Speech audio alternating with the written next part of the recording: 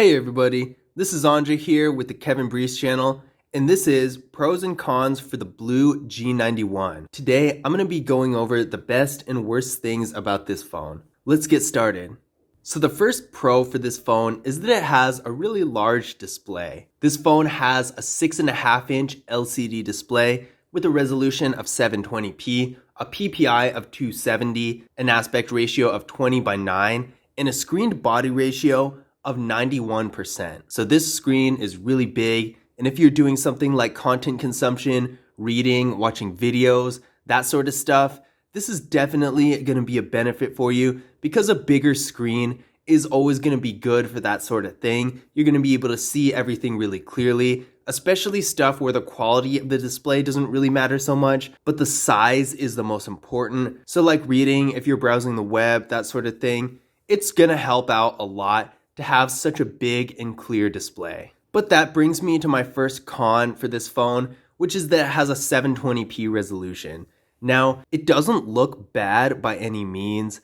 I feel like having a large display does also help kind of make up for this. And really, if you look really closely, it doesn't look that bad, but at the same time, it is a little bit disappointing, just given that this phone is really modern looking and it has some nice features. I would hope that it would have a 1080p display instead, especially since it can shoot videos in 1080p. It always feels like such a disappointment when you can shoot videos in that resolution, but can only view them in 720p because that's the resolution of the display. That always just gets me. I never like phones that are like that, and unfortunately, so many of these entry-level or more mid-range phones are like that, and it's just a little bit disappointing because if I'm shooting a video in 1080p, I want to view it in 1080p. It's not really that special of a resolution. It's not like I'm asking for a 4K or even 1440p display like some of the more high-end phones have. 1080p is really basic. And I would think in this day and age, it would be more common for these lower end phones to have it. Now to make up for this, my next pro for this phone is its design. This phone has a really sleek, modern design. The back is made of this really cool looking material that is super unique too. I've only seen blue phones for the most part with this material. Maybe some of the older Samsung flagship phones have this, but nowadays it's either a super cheap plastic for the most part on the lower end phones and mid-range phones, and a super high-end glass on the flagship phones. Never that matte material. And then this hole punch front-facing camera is super nice as well. And to top it all off, the phone has a 91% screen to body ratio. Now, even in the higher end phones, like the iPhone, for example, I believe the iPhone has an 86% screen to body ratio, and this phone has a higher screen to body ratio than the iPhone. This phone just looks so nice and modern, and it really adds a nice touch to the rest of the design. Definitely with this phone, it's not a very expensive high-end phone at all, but at first glance, because of this design, it kind of looks like one. Now my next con for the phone is the processor. This phone is getting 4GB of RAM with the MediaTek Helio A25 processor. We ran a Geekbench 5 benchmark test on this phone, and it came back with a single core score of 140 and a multi-core score of 861. Now these numbers are definitely not horrible. I've seen a lot worse, like the Samsung Galaxy A01, for example, has something in the 500s, and its successor, the A02, is even worse. So for an entry-level phone, this is definitely not bad, but considering a lot of other competitors in this range, there's a phone, the AT&T Maestro Plus, for example, that has a lot more processing power than it. It's in the 1200s. Same thing with the Cricket Influence. Those phones are a lot more powerful than this phone, and it makes me wonder, when comparing this phone to those ones that cost less than this phone and are more powerful, what's the point of actually buying this phone with so much less processing power? Now, there are plenty of things that do make this phone stand out and do still give it value, but the processor is definitely not one of them. You're going to be able to do your basic activities like web browsing, typical mobile functions, all that kind of stuff fine. Social media should also be pretty easy for this phone. Content consumption, of course. But if you're going into more complex things like photo and video editing and playing games, now depending on what game, If you're playing Galaga or something that takes no energy at all, then the phone should handle it completely fine. But if you're doing something with complex graphics or anything like that, then I just don't imagine this phone being able to handle that really well. Same thing with video editing. If you're on an app like TikTok that really doesn't take a whole lot of energy and isn't that complicated, then it should hold up pretty well. But if you're editing a video that's 20 minutes long or even 10 minutes long, anything like that, or if you're doing photo editing, I'm not 100% sure how it would handle that, but I don't imagine it would be able to keep up with prolonged use of those apps. All in all, the processor isn't bad. It's actually quite decent compared to some phones, but at the same time, it really isn't very impressive to me at all. Now, my next pro for this phone is the storage. This phone actually has huge storage for what it is. This phone has 128 gigabytes of internal storage with microSD card expansion. Now, don't get me wrong, I'm really glad to see it on this phone, but I actually really don't know why they put such a big storage on such an entry-level phone. That usually doesn't happen. In fact, this is probably the first time I've ever seen it happen on a phone in this price range, so that's really impressive. 128 gigabytes of internal storage is among the best you can get with these types of phones. And of course, the microSD card expansion is going to ensure that even if you do have a ton of apps on your phone, you can also hold a bunch of photos and videos while you're at it. It's all around among the best you can get. And I think that for the storage alone, this phone is definitely worth buying.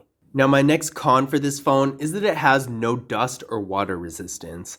Now, this is pretty normal for a more low-end or mid-level phone, but I do still consider this a con because with such a nice phone with good features, a really nice looking display and design, I would think that they would add some sort of dust or water resistance to this, because even though this isn't a flagship phone, if you're in an environment where there's lots of dust in the air, or if you're near water, something like that, there's bound to be plenty of situations, no matter what you're doing, where it would be useful to have dust and water resistance. So I feel like more phones than just the high-end phones should have this type of feature. Now, my next pro for this phone is the camera. Now, this phone has a hole punch front-facing camera, which I think in itself looks super nice.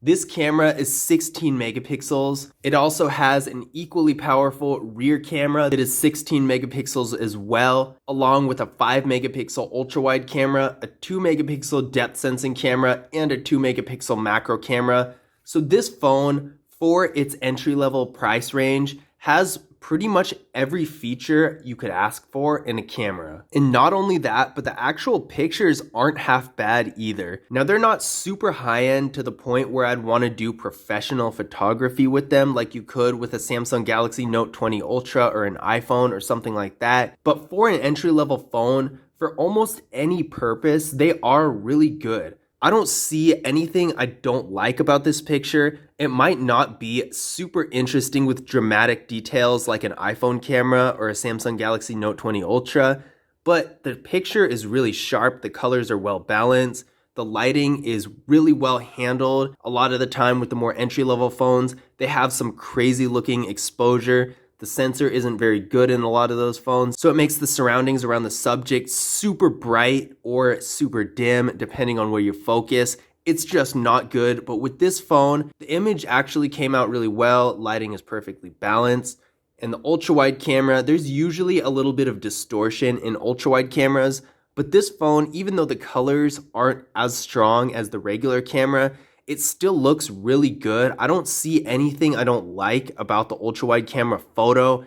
Then going to the front-facing camera, this picture, although it is a little bit bright for my liking, it does look really good. The quality is great. The colors look pretty good and the image is sharp. So I really don't have any complaints about this camera, especially for what it is. And the video quality is going to be around the same. This phone can shoot in 1080p in both the rear and front cameras, so nothing really special, but it is really good quality. And if you're using your camera for pretty much anything, just sending pictures to your friends, Snapchat, that sort of thing, social media, even on websites or anything like that. I think the camera on this phone is going to be able to suit pretty much any type of basic needs you would have. Now, my next con for this phone is that it has no NFC.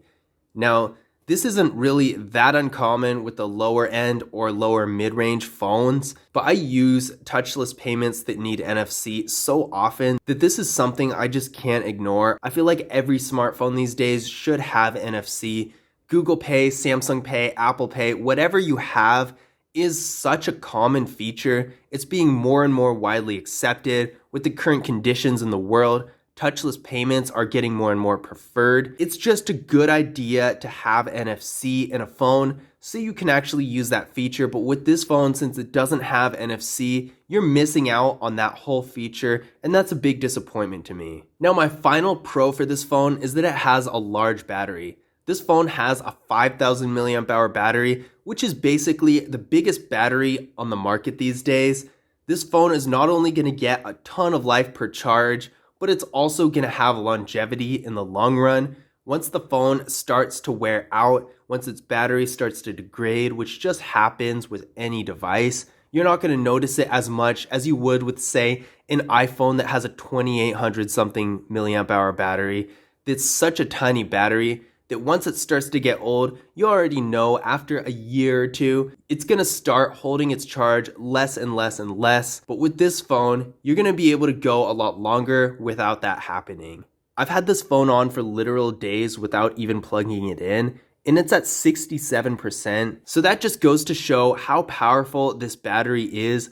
I'm probably going to have it on for even more days in a row without even charging it, because I just do that sometimes. And I seriously doubt that I'm actually gonna even have to worry about it dying on me for a while. Now, speaking of batteries, my final con for this phone is that there's no wireless charging.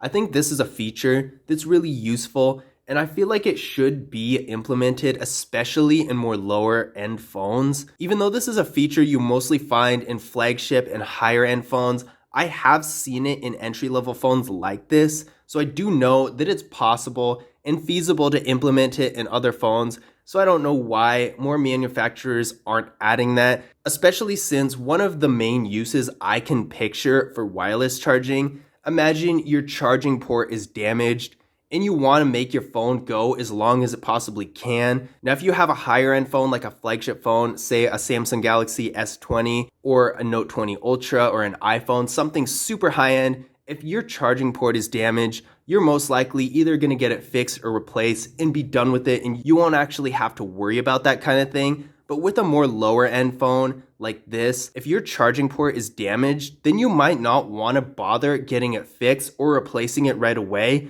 But if your charging port is damaged and you can't charge your phone, then you can't do anything with it and you're gonna have to. You'll basically be out of luck. Whereas if you have wireless charging, then you can still charge the phone for a while until you absolutely can't use it anymore, and then you can upgrade or whatever you end up wanting to do.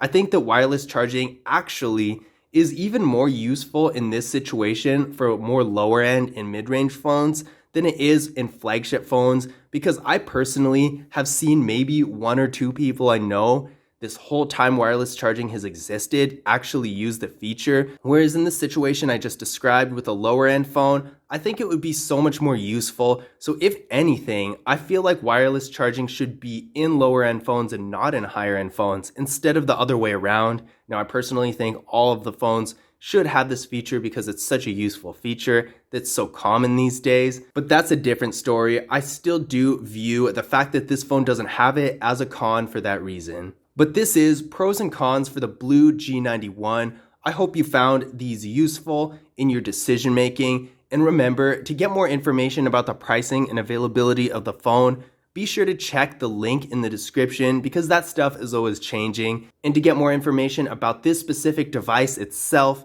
be sure to watch the review of the phone on the channel. But don't forget to leave a thumbs up and subscribe, and I will see you guys in the next video.